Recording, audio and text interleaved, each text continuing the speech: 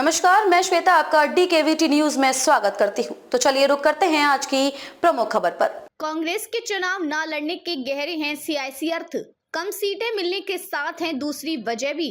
प्रदेश के 9 विधानसभा सीटों पर हो रहे उपचुनाव में सपा और कांग्रेस के बीच गठबंधन का दावा किया जा रहा है, लेकिन असल में दिलों के मिलने पर संशय के बादल मंडराने लगे हैं।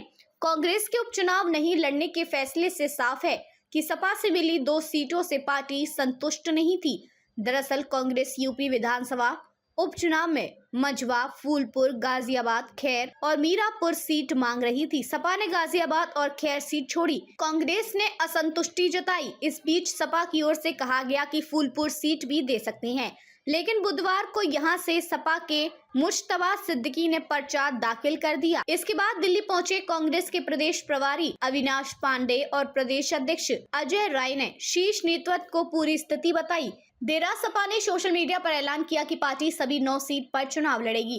बृहस्पतिवार दोपहर बाद दिल्ली में कांग्रेस ने कहा कि भाजपा को हटाने के लिए सीट नहीं, जीत जरूरी है। सपा का प्रदेश नेतृत्व भले ही गठबंधन कायम होने की बात कह रहा हो, लेकिन हालात कुछ और ही हैं। फूलपुर सीट से कांग्रेस के सुदेश यादव का पर्चा दाखिल करना इसका प्रमाण है। सपा की ओर से सीटें नहीं मिलने से कांग्रेस के प्रदेश स्तरीय नेता ही नहीं, बल्कि कई सीटों पर चुनाव लड़ने की तैयारी करने वाले भी खफा हैं। लखनऊ समेत कई जगह पर संविधान बचाओ सम्मेलन करने वाले पूर्व जिला जज BD नकवी कहते हैं कि आपसी सामंजस्य बनाए रखने के लिए कांग्रेस को सीटें मिलनी चाहिए थी।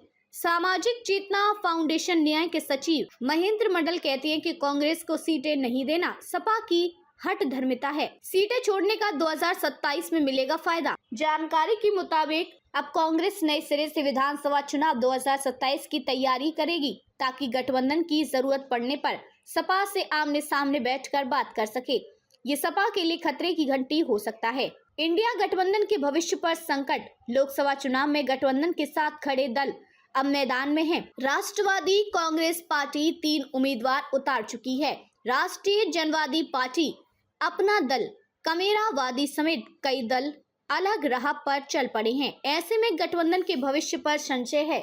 महाराष्ट्र फैक्टर का भी असर। कांग्रेस के यूपी में विधानसभा उपचुनाव से किनारा करने के पीछे महाराष्ट्र फैक्टर भी माना जा रहा है। महाराष्ट्र चुनाव को लेकर महाविकास अघाड़ी में सीट बंटवारे पर सहमति बन गई है। कांग्रेस, रांगकपा और शिवसेना ठाकरे के बीच 85 सीट पर रजामंदी बनी है। वहीं सपा समेत अन्य सहयोगी दलों को 18 सीटें देने की बात हुई है।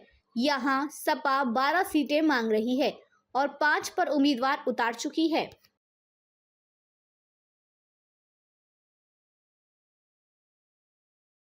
खबरों में अब तक के लिए बस इतना ही। फिर होगी आपसे मुलाकात ऐसी किसी बड़ी खबर के साथ। तब तक के लिए नमस्कार और देखते रहिए DKVT न्यूज।